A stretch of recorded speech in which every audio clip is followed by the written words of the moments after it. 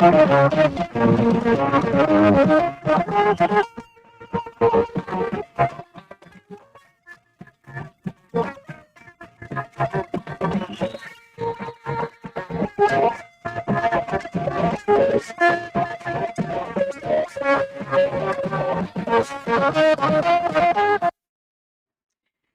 to have you join us for another edition of Newsline. I am Jennifer Igwe. Now, the Cardinal is a member of the Sacred College of Cardinals, whose duties include electing the Pope, acting as his principal counselors, and aiding in the government of the Roman Catholic Church throughout the world. A Nigerian, Bishop Peter Opaleke, has been appointed as a cardinal nominee by the Catholic Pontiff, a great development for Nigeria. Our correspondent has details on this and to help us understand that great strive for Nigeria. Then, on our lineup today, we have series of passion crimes of passion. We have an ex-wife who stabs the ex-husband to death, a jealous man who strangles his wife and commits suicide. Why this kind of violence and violent crimes? Our correspondents have details. Then we have love stories, wedding bells, expo, and celebrations, including other human interest stories worth watching. But before we start rolling our Newsline stories proper, we'll take the news segment, and Claire Adelabu Abdurazak is in Abuja waiting to take the news. Hello, Claire. Nice to see you. Good evening, Jennifer. The pleasure is the same here. Hello and welcome to Abuja, and here is the news. Key speakers at the ongoing 6th International Culture Summit in Edinburgh, Scotland, have identified skills, arts and creativity as a motivator for sound education and human capacity building. Now, this was contained in their submissions. Anthony Forson reports. Which is the world's leading gathering of culture ministers with artists and practitioners, made submissions that were dedicated to exploration of culture and education. Ofela Omoyele Balogun, a movement artist, educator and choreographer, spoke on the place of using the body and fusing it into education. The concept of the Western mentality, we have the idea that culture, so like dancing, music, and storytelling, spirituality, and tradition are all separated.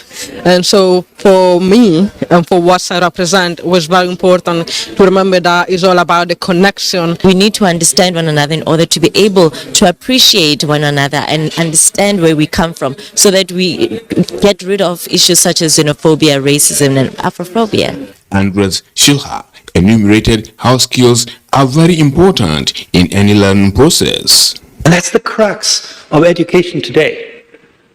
We have made young people passive consumers of prefabricated content. But we don't give them that agency, capacity to do things, to mobilize their cognitive, social, emotional resources, to build that agency and that co-agency. We never live in isolation. We always do things in interaction.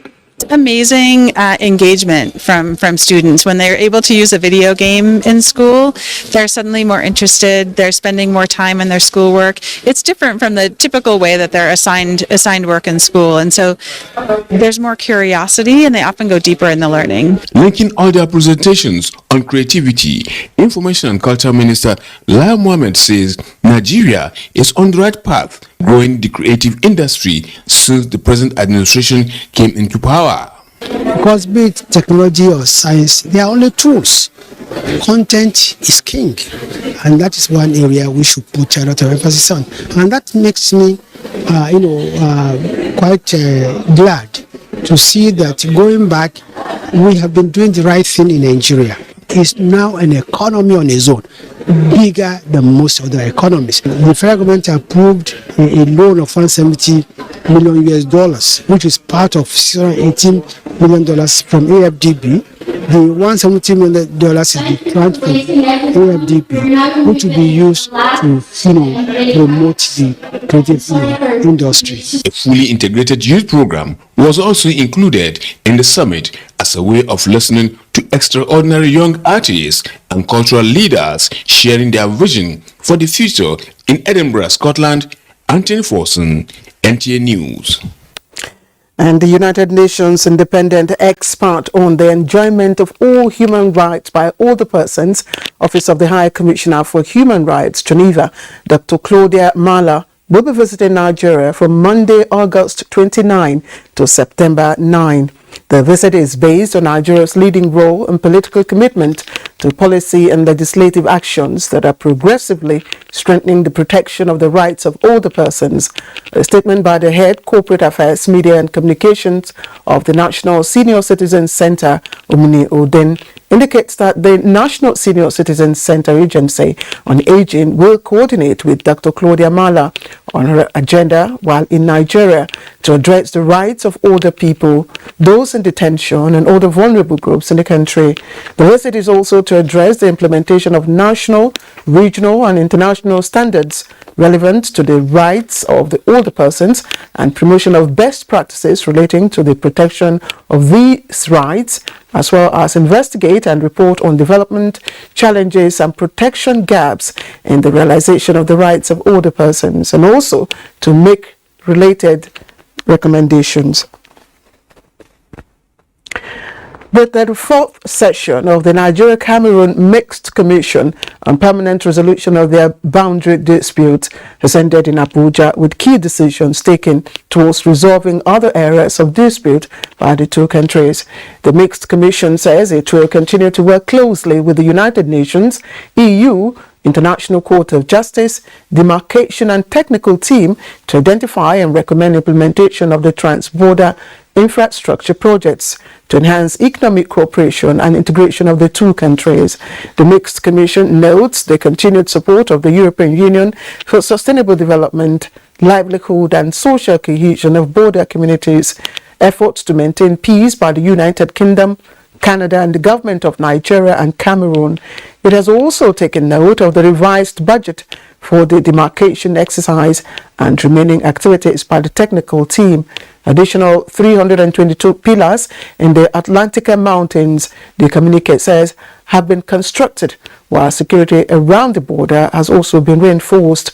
Preparations for the construction of pillars in Lot 7 by the project and technical steering committees have also been duly taken into consideration by the Mixed Commission. The 35th session will be held in Yaoundé at a date to be announced. The Nigerian Army has officially handed over 2 dismissed soldiers to Yobe State Police Command for criminal prosecution over alleged murder of a renowned Yobe cleric, Goni Aisami. Yunusa Suleiman tells us more. The handing over of the 2 suspects to the Yobe State Police Command is in fulfillment of an earlier pledge by the Nigerian Army after it had found the suspects guilty and handed them reduction of ranks from lance corporals to privates and dismissed regiments. What you just witnessed here is the official handover of the dismissed regiments to the Nigerian Police Yobe State Command for them to face civil prosecution in the court of law. The police say John Gabriel and his co-partner Adamu Gideon, alleged to have murdered Sheikh Goni Aisami, will be charged to court for armed robbery and culpable homicide upon completion of investigation. Observers are of the view that this development further demonstrated a workable interagency synergy among security agencies in their zero-tolerance policy against crime and criminality in the state and the country at large. In the matter, Yunusa Suleiman, NTA News. And vandalism of critical national assets is impacting negatively on the nation's economy. And to curb this unpatriotic act, a summit on anti-vandalism between security agencies and civil society organizations is holding here in Abuja, and our correspondent Chimdema Ndubisi was there. That manhole was open, so the tire of my car ran into it. I had a crack on the rim. The tire was swollen, So I had to change it. Olayemi And there, the narrating vocalizer his told experience me with vandalized manholes. It's not just manhole that is targeted by vandals. Telecommunications operators report fiber cuts, inverter batteries, generators and diesel theft, contributing to unfriendly network connectivity occurring most times. The power sector is not left out in this onslaught, let alone the oil and gas industry, losing about 200,000 barrels of crude oil daily. All these have financial, health and environmental implications that scare investors away. So, here, a meeting of think tank forming a pool of ideas to come up with a lasting solution to vandalism. Citizens will therefore contribute their quota to improve the security of energy infrastructure by reporting suspicious activities around such infrastructure.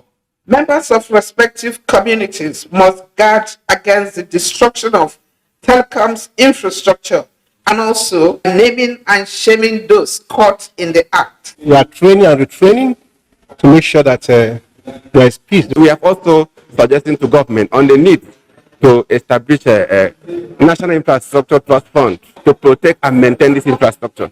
Engaging youths in meaningful ventures, especially in the ICT sector, that presents huge job opportunities and prompt response of security agencies to reports of vandalism are possible solutions suggested at this summit.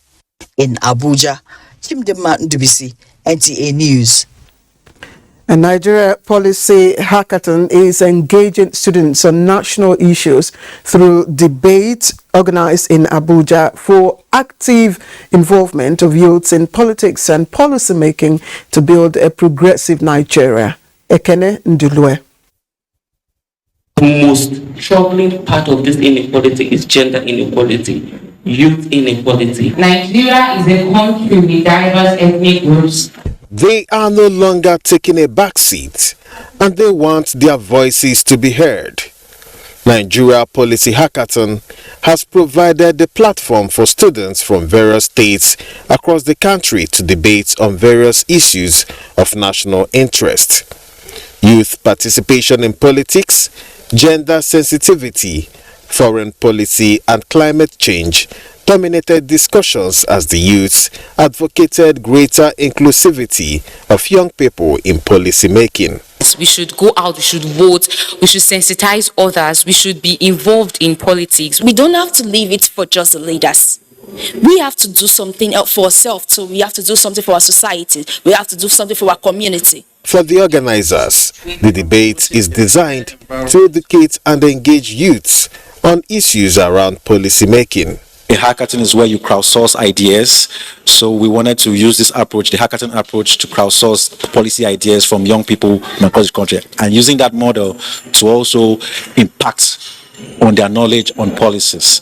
Riding on the slogan, "Change begins with me," these students believe individual contributions will go a long way in achieving the Nigeria of their dreams. Ekene Ndulue, NTA News. And in other stories, the federal government, through the Ministry of Agriculture, has introduced a new agricultural policy tagged National Agricultural Technology and Innovation Policy, NATIP. Consequently, the United States of America has also pledged to support the initiative with $55 million. Musa Aliu reports. The policy is a 6-year strategy to be implemented between 2022 and 2027 with a view to introducing innovation and technology in agricultural activities in the country.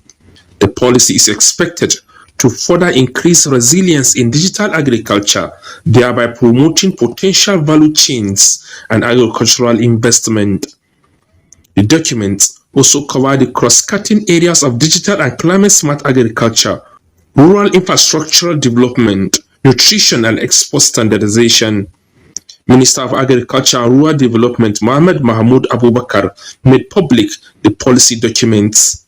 The implementation strategy of the policy has outlined clear responsibilities and roles among the national, state, and local government actors with clear indicators and timelines for robust and collective tracking of progress throughout the period of implementing the policy. Deputy Mission Director, United Nations Agency for International Development, USAID, Sarah Worth, said the policy direction of the Nigerian government is coming at a critical time. A time, she said, Nigeria and indeed the world were facing the worst food security crisis ever experienced in years. We will provide direct food assistance in areas with high levels of acute food insecurity and to those experiencing greater vulnerability to price shocks. Second, we will target the agriculture sector by promoting better practices, supporting agribusinesses, reducing food loss, and supporting social protection and safety nets for smallholder farmers. Our present concern is to mobilize stakeholders towards deploying needed human and material resources through budgetary provisions and development interventions so as to steadily actualize the 10 thematic areas that the policy outlined. The vision of the federal government is to create a synergy with stakeholders and also align knowledge as well as transfer rapid mechanization, establishment of agricultural development fund, extension service delivery, revitalization, and livestock development. Musa Aliyu, NTA News. Now, for some days now, it has been a nightmare experience for motorists along Sele-Ijesha Rainbow. That's a section of the Apapa-Oshodi-Woronshoki Expressway. Following an unyielding gridlock, correspondent Adini Taiwo says that motorists plying the route are counting down, eagerly awaiting the day that ongoing rehabilitation work on that highway will be completed for total relief. 2018, when work began on 3 sections of the Apapa-Oshodi-Woronshoki Expressway, the corridor, constructed with flexible pavement, was the captive of incessant gridlock that sometimes stretched for kilometers from Tinkan Port towards Mile 2. Already completed with concrete pavement, sections 1, 3 and 4 now enjoy better traffic, leaving only section 2 that was awarded later in 2020. They move at the speed of snail, an inch at a time, a whole lot of patience their virtue. These are the 2 sides of First Rainbow, a bus stop along the 8.2 kilometer stretch that make up section 2 of Apapa-Oshodi-Woronshoki Expressway. On this side of the road, we have rehabilitation work ongoing, while on the other side, we have motorists who are paying the price of development. Just from Ijesha, I have not been able to get to Sonia for the past 3 to 4 hours now. And I'm doing transport business. Look at the road. Somebody will leave his house for like how many hours and will be sleeping on the road. And you have business to do. By the time they finish the construction of that road, I'm very, very sure haulage and every other doing business in Apapa will be an easy-going thing.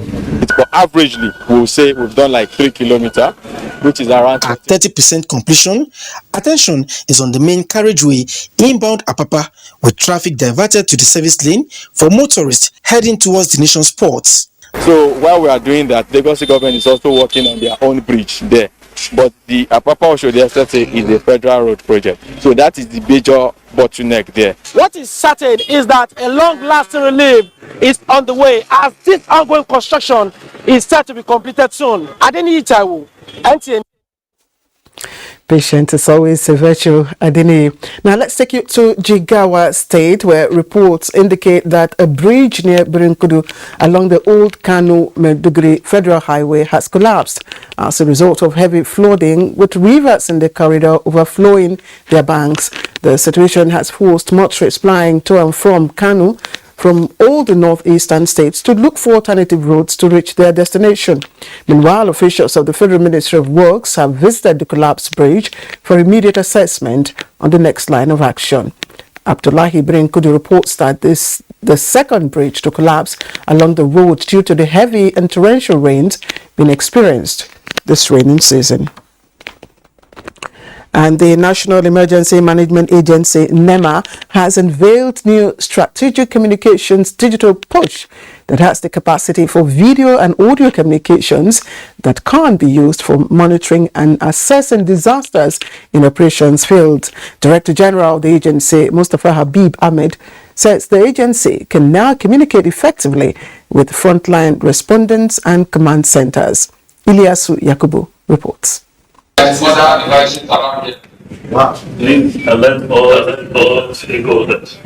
According to the technical expert, the new communication gadget is a high-terror emergency solution to ensure secured, wireless link to enable frontline responders to communicate with command centers.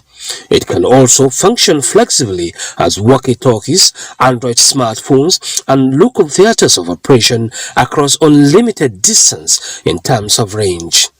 The Director General of the agency said the command center can communicate with officers on the field for assessment on disasters. He said the gadget can also facilitate rapid deployment during emergencies, as well as install GPS for fast tracking and retrieval of messages in the event of loss. We have normal radio usage, and then we have smartphone usage for this thing. So that means you can communicate by text messages, you can communicate by audio calls, you can also communicate by pictorial, sending pictures. You can also communicate by video live stream of what is happening in the field. While congratulating staff of the agency, the DG NEMA enjoined them to take full advantage of the new gadget for optimum performance. In Abuja, Ilyasu Yakubu, NTA News. Now, it requires courage for a politician not seeking re-election to undertake empowerment and skills acquisition training worth millions of naira for people of his constituency. Did I hear you say, wow? Exactly what happened. And it was a demonstration of political will by 3 times member representing Safana Bashari and Musa Federal Constituency in Katsina State, Ahmed Safana. Shewa Damo captured the distribution of 60,000 naira each as empowerment to over 1,000 beneficiaries. The distribution of 60,000 naira cash as empowerment to over 1,000 beneficiaries from Safana Bazari Musa Federal Constituency in Katsina State, undertaken by a member representing the area at the House of Representatives, Ahmed Dayebu Safana, is aimed at encouraging the beneficiaries to become self-reliant due to the bandit activities preventing the people of the area from farming, which is their main occupation. The beneficiaries were also trained on skills acquisition in poultry, soap making, and tailoring, among others. Very important to us as we are going to enlarge our business. We pray to Allah to reward the member abundantly. Ahmed Dayebu Safana said the gesture is part of his constituency project targeting youth, women, the old, and people with special needs. We came with this arrangement because we thought this is the only way we can help you. We tried to compel him to seek re-election, but refused. He is the only one that knew the reason for his decision. Former Secretary to Katsina State Government Dr. Mustafa Mohammed Inwa and other speakers commended the courage and resilience of Ahmed Dayebu Safana. Congratulate the convener of this gathering, Honorable Ahmed Dayebu Safana, to deliver the well wishes of first myself as his friend, then the government and people of Katsina State. As you knew, this gesture is neither the first nor the third. Adamu Chiroma is the representative of the Center for Management Development, which conducted the skills acquisition training to the beneficiaries. For the family of the member representing Safana Bazari Musa Federal Constituency, the gesture has not only brought succor to the beneficiaries, but an indication of concern to the welfare of the people at the grassroots.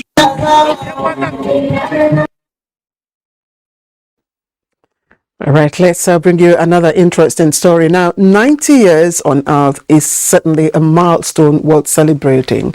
And color purple, which signifies wisdom, dignity, independence, and creativity, best captures Mama Benis Olawumi Ifaturoti, who clocked 90 and authored her own biography, Daughter of Grace. Adiola Kamiakere reports that the Minister of Interior, Rauf Aregbesola, joined other dignitaries to celebrate the nonagenarian in Lagos. At a time when the current life expectancy in Nigeria is said to be 55 years, it is therefore not a surprise that the children of Assistant Pastor Benis Ifaturoti and her well-wishers converged to celebrate her in a special way.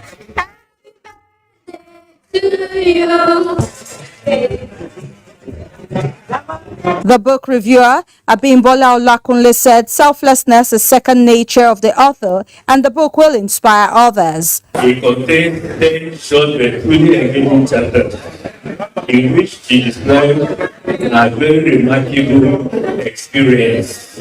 While many may not see writing as a walk in the park, it was indeed leisurely for Mama, as related by her children. When I asked her, I just saw that she was writing a lot of pieces of things, a lot of things. When I asked her, she said that she just wants, when she's gone, that she wants people to know a lot about her. That's always amazed us that these are concrete things. These are her true life. It's like a bestseller.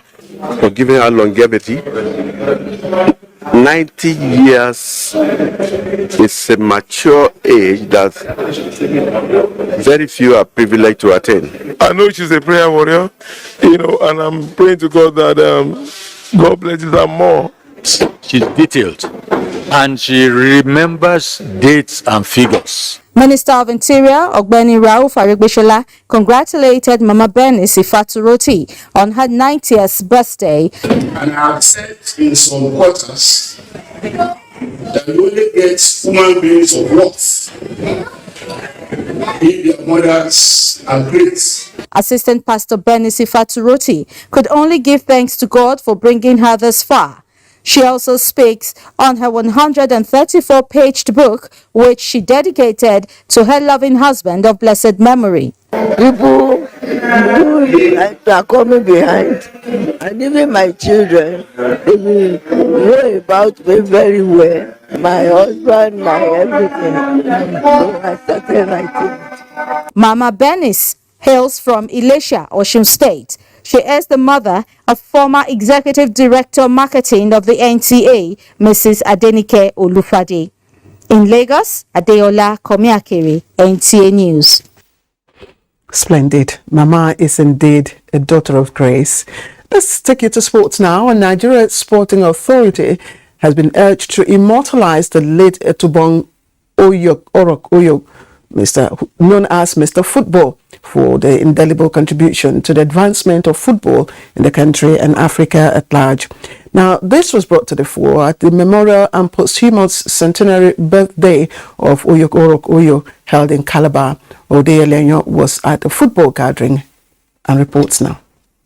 State has been known for first in almost every aspect of the Nigerian nation, including the state where the first football was played and the state where the first executive committee member of FIFA and CAF, Etubong Oyo, hailed from. It is against this background that sport enthusiasts are calling for the immortalization of the football legend, known then as Mr. Football, to encourage other sportsmen and women in Nigeria. Naturally, people are gifted in one form or the other, and they should be honored and respected. So we still look forward to that there should be a change of attitude. Let them have the political will to do what they promised they were going to do. That the problem is that the man is deserved to be immortalized. The Nigerian Football Federation recalled the landmark contribution of the late Etubong Oyo and assured that his sacrifice to the upliftment of football game in Africa and Nigeria will not be forgotten. The truth remains that the late Etubong Oyo was actually the foundation of football in Nigeria. The posthumous events features church service, the unveiling of the tomb of the late Etubong Oyo, and launching of an essay book on Mr. Football. Late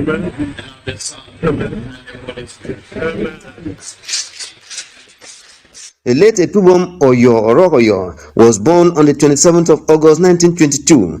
He cut his teeth in the football career in 1937 and retired from active football in 1950, where he became the first and longest-serving secretary of NFA and first Nigerian to bag the FIFA and CAF Merit Awards. In Calabar, Ode Alenyo, NTA News. And Cynthia Ogun has more on sports update. We begin with football, where Nigeria's Super Eagles Team B lost the first leg of their 2023 Championship of African Nations qualifier against arch rivals Ghana 2-0 at the Cape Coast Stadium on Sunday.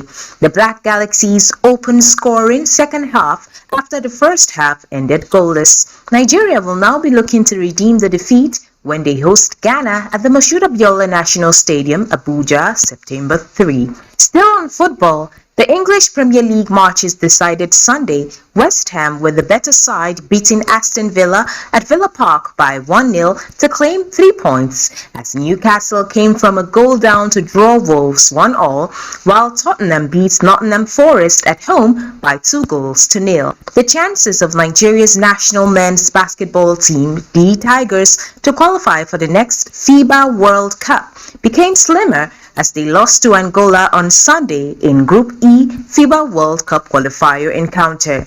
The Tigers fell 67-70 to remain in fourth position with 10 points, 6 adrift Angola, who are second on the table. And finally, Andy Murray is still unsure why he is cramping in matches after results of sweat tests at the US Open did not indicate a serious issue. Former world number 1 Andy Murray has regularly suffered from cramps during the North American hard-court swing, with the most recent in his defeat by fellow Briton Cameron Norrie in Cincinnati. Meanwhile, ahead of the US Open, which starts Monday, Serena Williams will play alongside older sister Venus in the US Open doubles in what will be the final tournament of her career. The Williams sisters have won 14 major double titles and 3 Olympic gold medals together. With Sports Update, Cynthia Ogun, NTA News. And President Muhammadu Buhari expresses sadness at the demise of Muazu Muhammadu Kwairanga III, the first-class emir of Nakai, who died in his sleep on Saturday in Bajoga, Gombe State. In a message to the family of the deceased, the government and people of Gombe, President Buhari described the deceased as the most committed and most articulate advocate of the less privileged, who endeared himself to many with his politeness, kindness, and commitment to the well-being of his people. And that's the news from Abuja. Newsline will be back presently with Jennifer Igwe in Lagos. But first, these commercials. Good evening.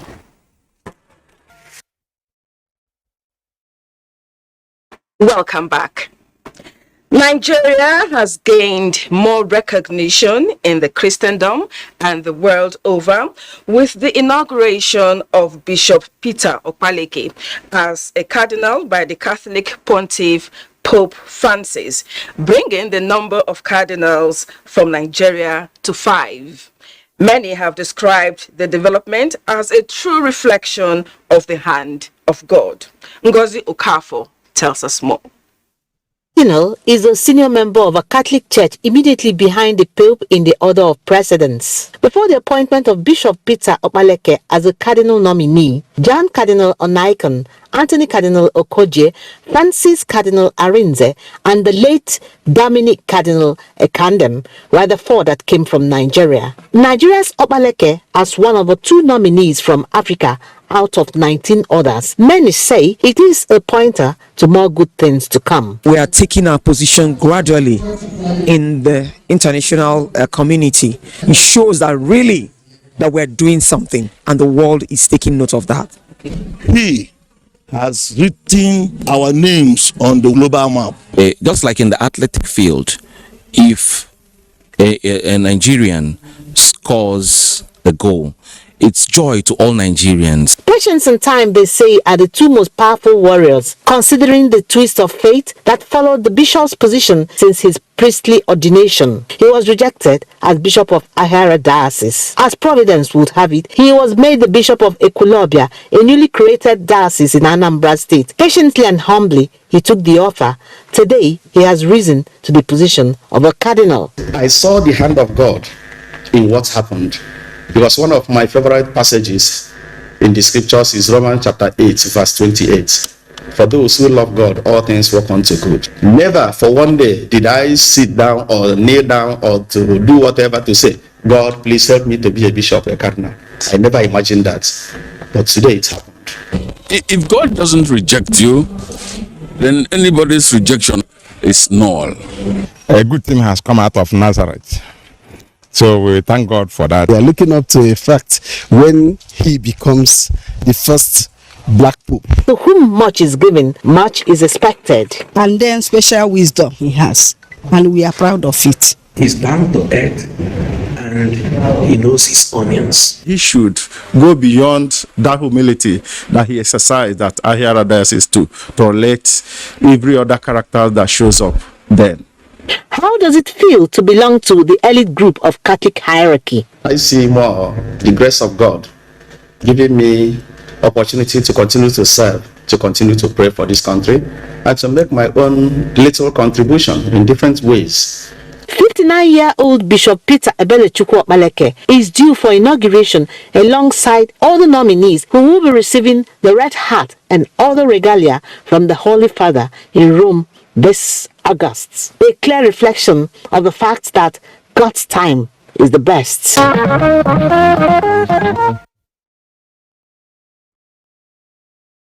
I like the part where she said a black pope someday. That would be very nice. And indeed, all things work together for good for those who love the Lord. Now, we're going to fashion. Fashion, although dynamic, is part of human existence and has always placed much premium on, and most people have always placed premium on how they look, particularly women. It has been observed in recent times that wearing tinted hair in different shades and shapes among female folks has become the trend, and it cuts across age groups. Sandra Akeme, in her inquisitive nature, went to the streets of Makurdi to unravel the driving force behind this fashion. There is an adage that says, you are addressed the way you are dressed. This means that the society lays emphasis on one's appearance, which men and women always strive to look good. However, some dressing and appearances are also tied to one's profession, such as musicians and footballers, while others copy dressing of celebrities or people they admire as role models. The common trend now is the hair tinting, a subtle touch of color that can brighten even the most boring looking hair or person. They come in various colors such as oxblood, gold, blue, brown, just to mention a few. For the male folk, changing the color of their hair is a normal thing, just like the way one changes his or her clothes. While for the ladies, striving to look colorful in clothing styles, cosmetics and nail polishes, it's same way with their hair. Most people like to go with fashion. Even the young, the old, you find very old people coloring their hair, but I think it's a matter of choice. Some other persons know how to use the blend on it, but other people don't get it. They just want to like, I've seen this person doing this, I've seen this celebrity doing this, I want to be like them, I want to just dye my hair for no good reasons. But me, I prefer just being natural actually. Me coloring my hair is not that, I just love doing it, because it's part of life, so I make me feel happy. So I love tinting, and at times I turn it to black to change my look. It's peculiar look. When you are with people, everybody on black hair, then you are there.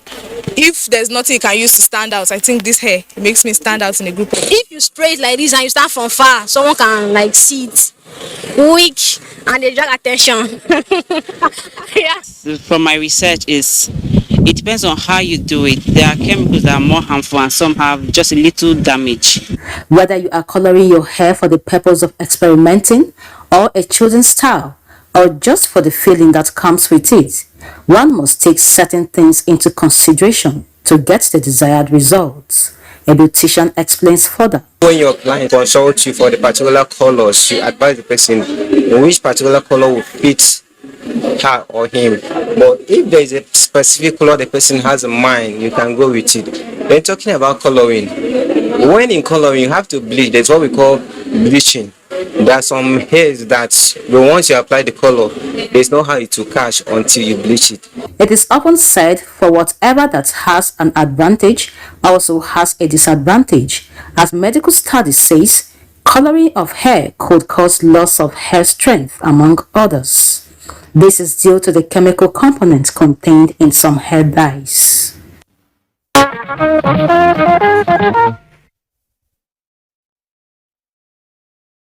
Coloring the hair is also a form of expression.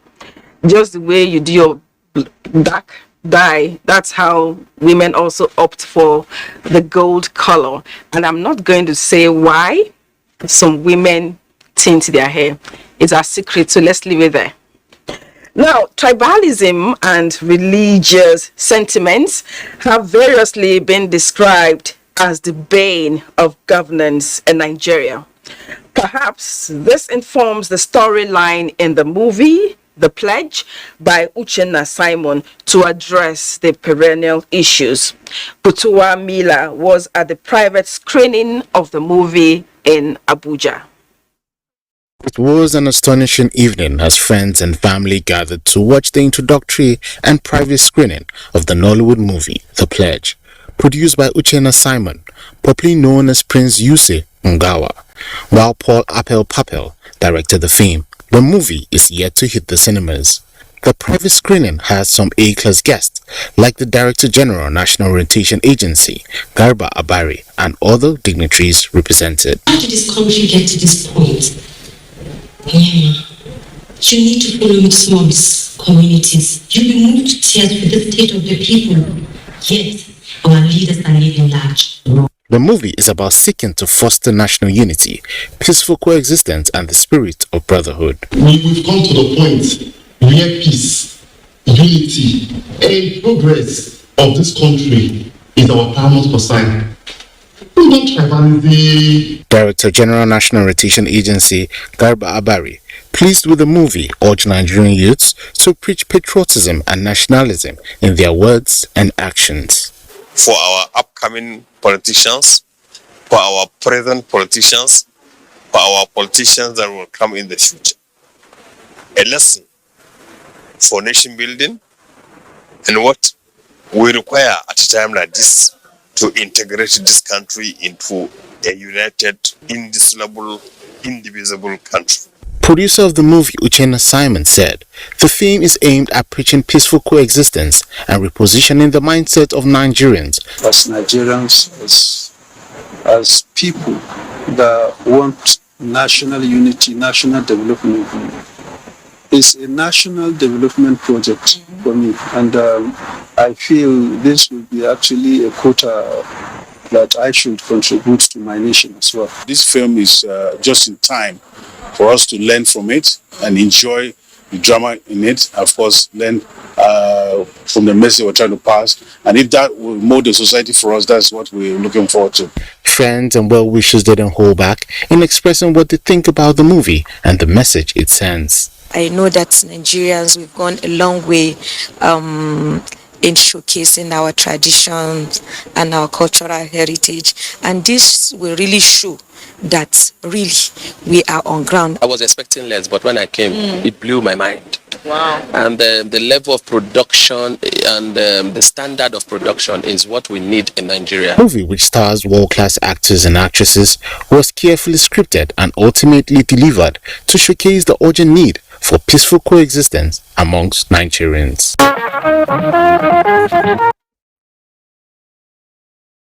Top storyline indeed. Now to Kogi's biggest and oldest market. Now, what is it about it? Imagine this picture: a giant in shackles and on bended knees, struggling to rise, swaying with its massive stature and towering over all else, yet held down by chains. Metaphorically speaking, this is the story of Girinya Market today, one of the oldest and biggest in Kogi State. It can be likened to a giant, fast losing strength and viability, and held down by failure to transit to modern demand. Ajibola Christopher tells us more. Girinya, a suburb in Kogi local government area of Kogi State, are predominantly farmers producing a variety of agricultural produce.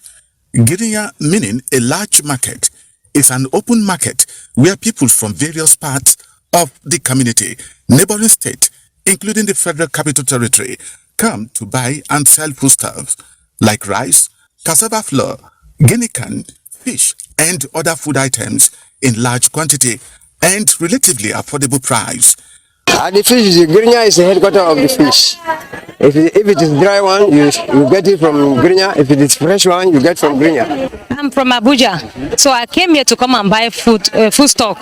From my side, the thing is very costly. That is why I'm here to come and buy rice here. Their rice is very fine. From Kaduna, to come buy fish from here. We have our laborers dropping load. You can see them taking it from the canoe down to the upstairs. Then after this one, and then we sell to the marketer who are coming from Abuja. It comes from Nasarawa, even at Onitsha. They come and buy this paddy rice. Unfortunately, the market with its economic potentials lacks structures found in modern markets. In terms of economic, we are good farmers here, and we are very good in producing rice.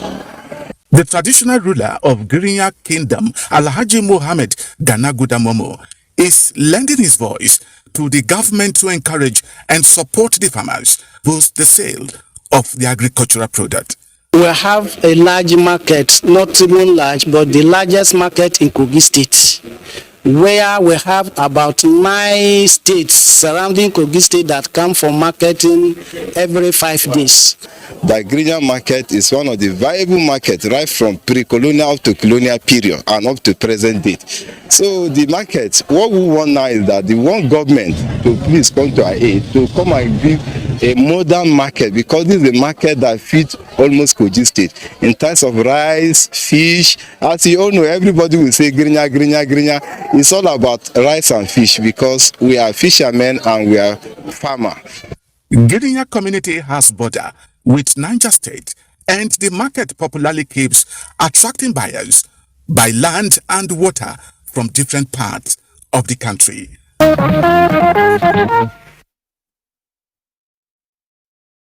Now, we should not forget that what we consider as local markets have very important economic benefits and cultural values. So we have to be very strategic when we are dealing with how to organize them.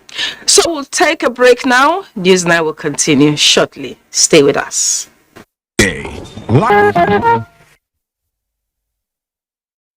Welcome back. The 2022 15th edition of the International Arts and Crafts Expo, INAC, may have come and gone, but it was certainly a week to remember. The International Expo, with more than 30 countries, was creative, colorful, and captivating. Oyinaya Kalo was there for Newsline.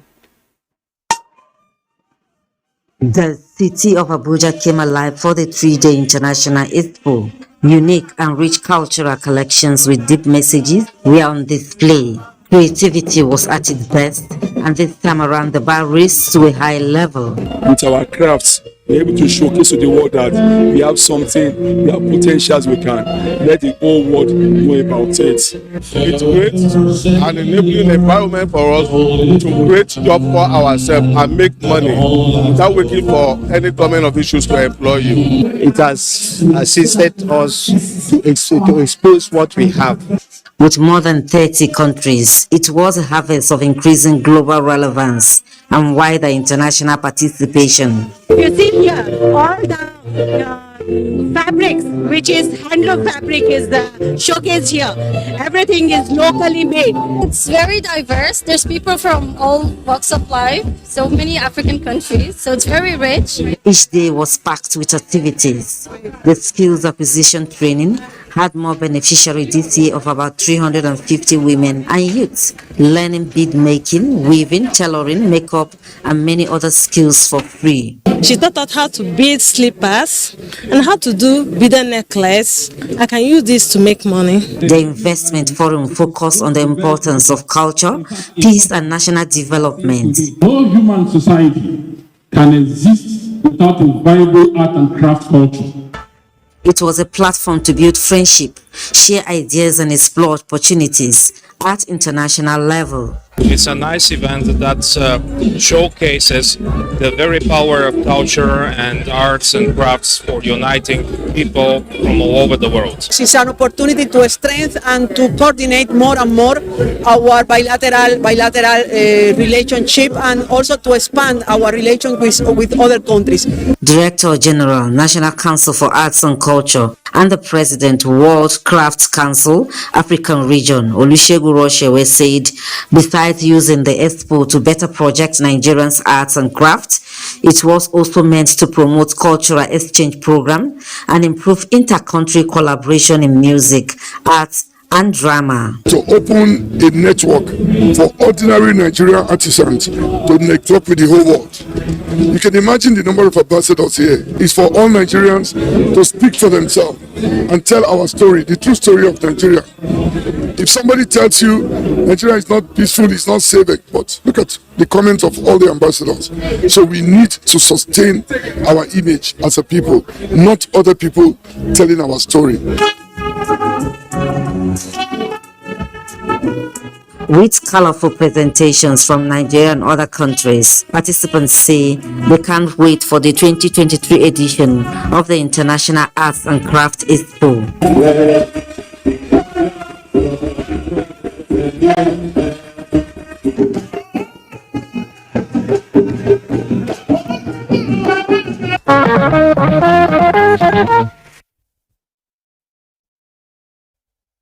We have a rich cultural heritage to show off anytime.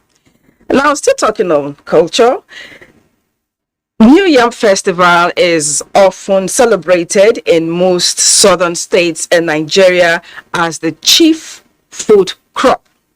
For Mbube people of Abuja local government area of Cross River State, it is a period of reaffirmation of oneness in the cultural heritage. Oba Hyacinth captured the sights and sounds of the yearly festival and has it for us.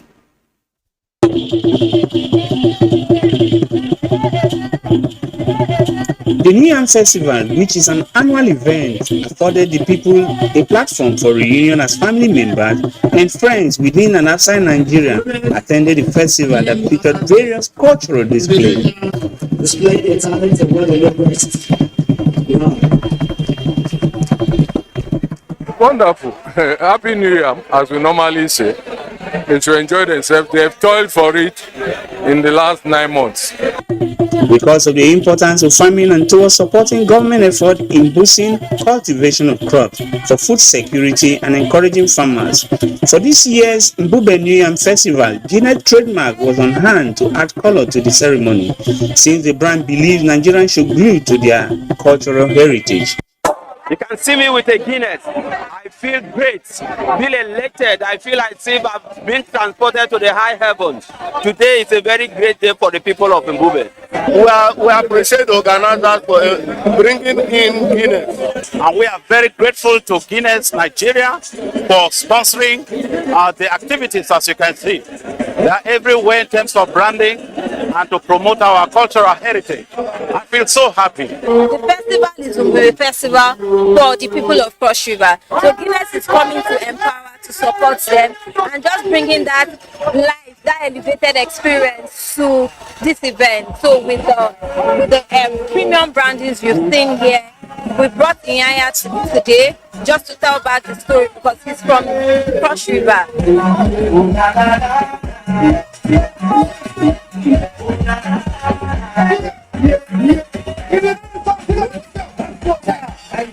It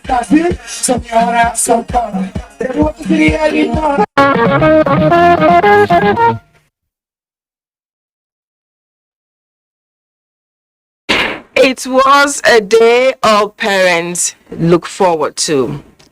The day they will give out their children in marriage. It was a scene of joy and happiness as people from all walks of life converged on low-cost Jumat Mosque, Dara, to witness the wedding fatia of Miriam Lawal Dara, daughter of the former DSS boss. Sani Basiru captured the grand ceremony and filed this report. The wedding fatia was presided by the Deputy Imam Low-Cost Jumat Mosque, Mala Abdul Qadir Ibrahim, after the payment of 100,000 naira as dowry, and as well completing other religious obligations. Friends and well-wishers of the former DSS boss, who congratulated the couple, charged them to live in peace with one another. Patience is very, very important. They have to persevere. Individuals have differences in character, so they all have to accommodate each other. So on behalf of the NTA family, we wish the couple a happy and blissful marital life. So actually the wedding was very superb, and people actually have come to witness this grand occasion.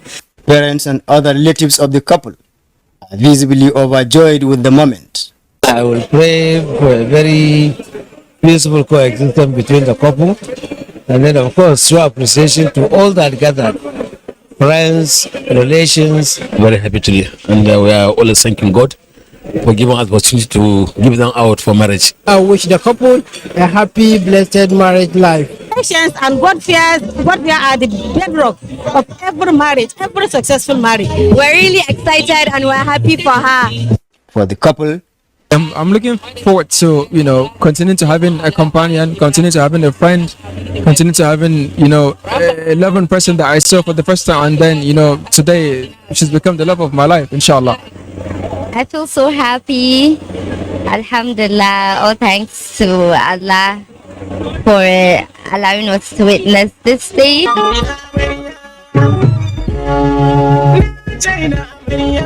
Earlier, a traditional kamu of the bride was conducted. We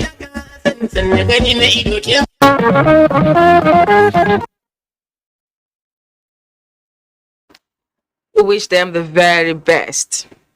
Now to another love story. They met 3 years ago through a mutual friend in the United Kingdom. Emanuela was very sure Christian Elemele was her dream man the very moment she set her eyes on him. So when he proposed, Emanuela wasted no time to say yes. Emanuela and Christian have made their relationship official in an elaborate wedding in Lagos. Annie Daniels will tell us more.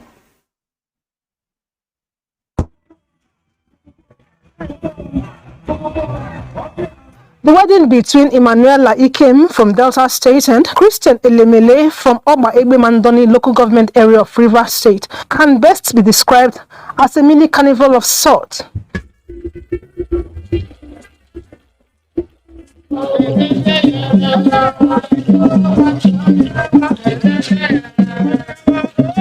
You're such a sweet person. I knew that we'll get on really well, so it was a no-brainer when he approached me. She's very kind, very caring, very intelligent. One of the most intelligent people I've ever met.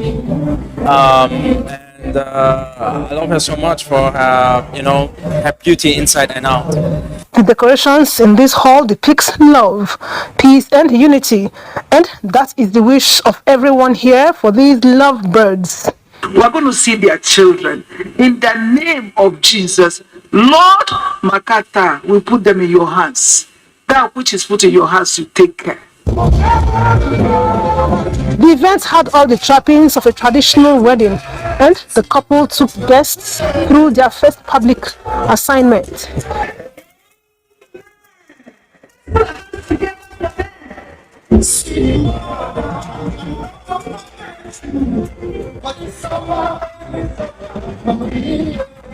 And their elated parents couldn't wish the couple less joy. When you train a child to the age of getting married, every parent is something that we have to be proud of, because many will not live to see their children get married. So I am just very happy today. I took her everywhere I went when she was growing. So they used to laugh, "Mommy, this is your handbag, eh? This one is your handbag." Really, she was. So it's a joy to see her grow into a full-grown woman. Now she's a married woman. Tolerance, forgiveness, everything that is good is embedded in love. So I advise them to just continue loving themselves, love God. I wish her all the very best that life has to offer. I know that she and Chris will do really well. They're the perfect match.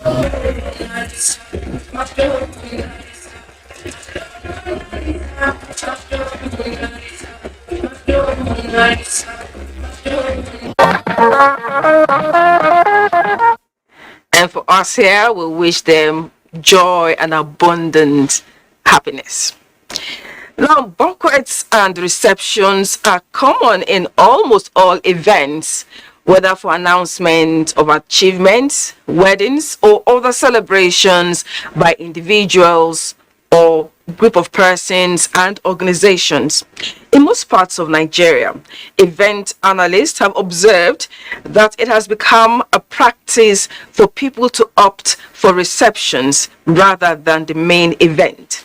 Erica Evie is standing by to unravel the reasons behind the trend.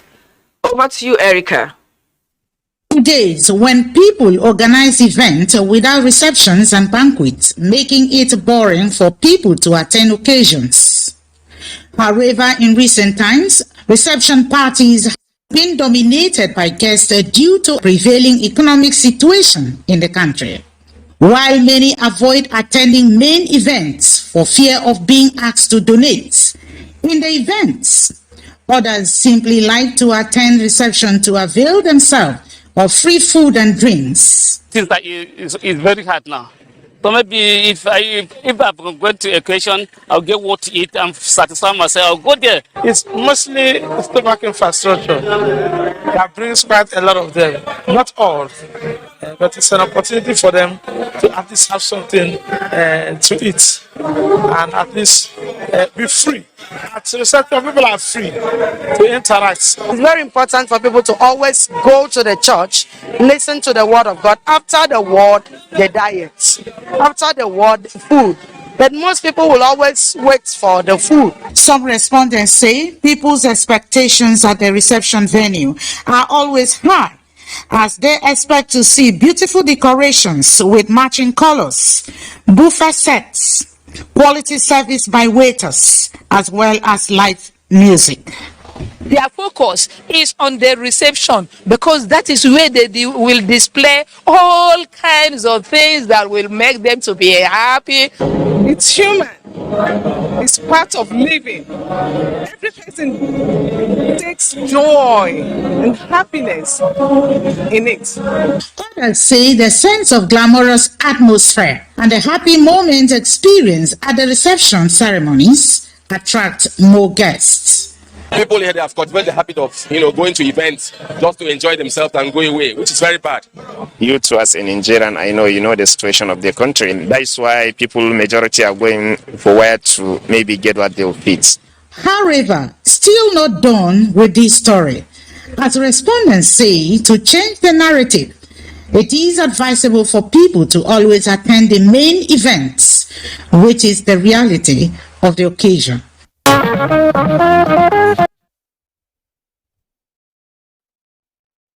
Well, I think people basically want to be where they will get more fun and food, really.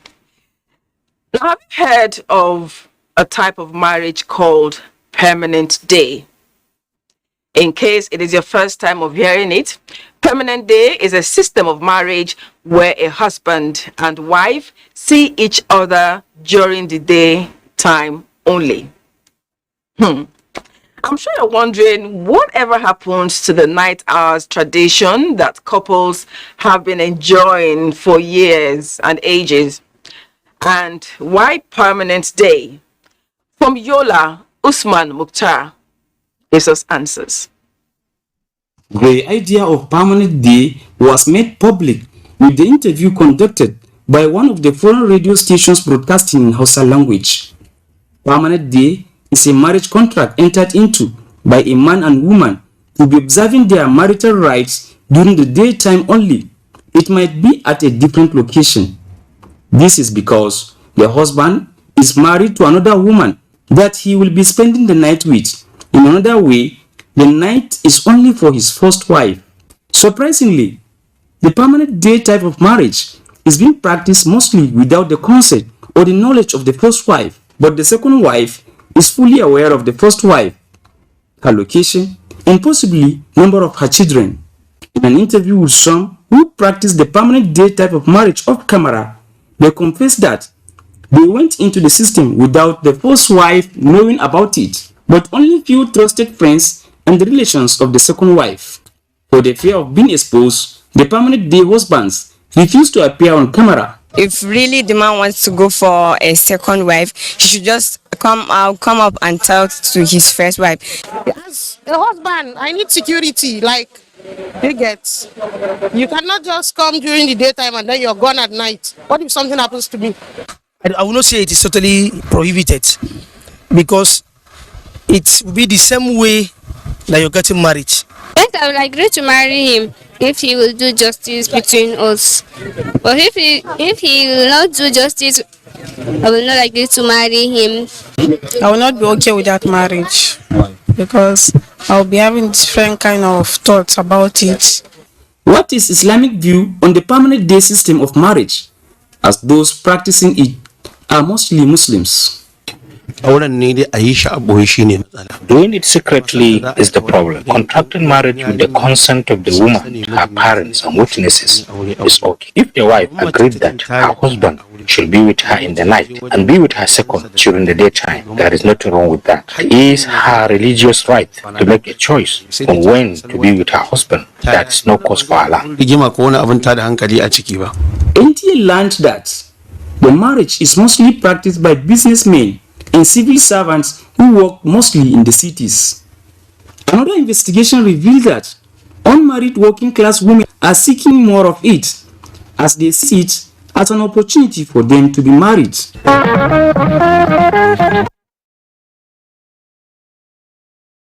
Amazing, isn't it? And I know it definitely won't work for some people. Well, we'll take another break. We'll be back.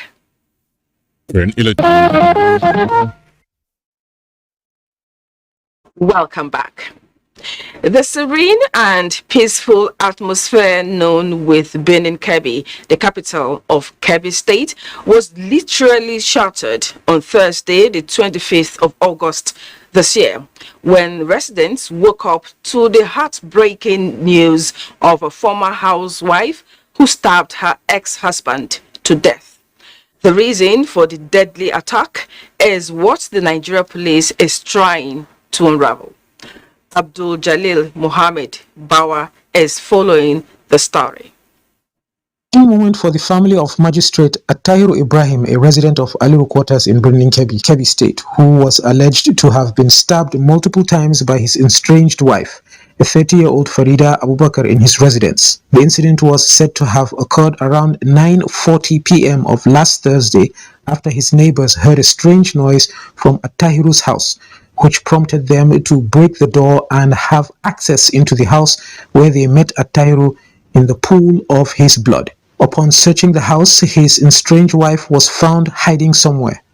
One of the deceased relative commented on the incident. So late Attahiru Raga is humble and is young with so much ambition that one day he will be somebody in his career.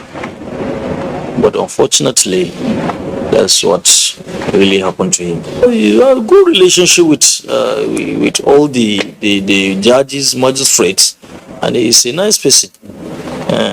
He never quarreled with anybody. Nobody who said Attairu quarreled with him. As NTA News visited the police headquarters in Birnin Kebbi, the force PPRO SP Nafiu Abubakar confirmed the incident and said investigation is ongoing. A team of policemen were swiftly mobilized to the scene and forced themselves into the house, where they found the said Attahiru Ibrahim lying down in a pool of his own blood and was later confirmed dead by a medical doctor. Similarly, his estranged wife, one Farida Abubakar F., aged 30 years, was also seen inside the compound. Hence, she was suspected and arrested in connection with the case. Consequently, the Commissioner of Police, Kebbi State Police Command, CP Ahmed Magaji Kwantagora, had directed the DPO to immediately transfer the case to a CID for a thorough investigation with a view to unravel the circumstances surrounding the ugly incident. The deceased was a Chief Magistrate Court 2 judge in Jega local government of Kebbi State.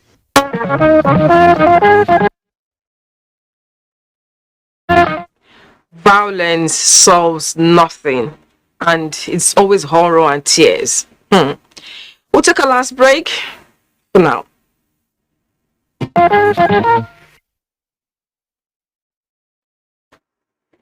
Now, this is where we'll end today's edition of Newsline, and we're happy you stayed with us all through. Let's do it again Sunday next week. Good night, and God bless Nigeria.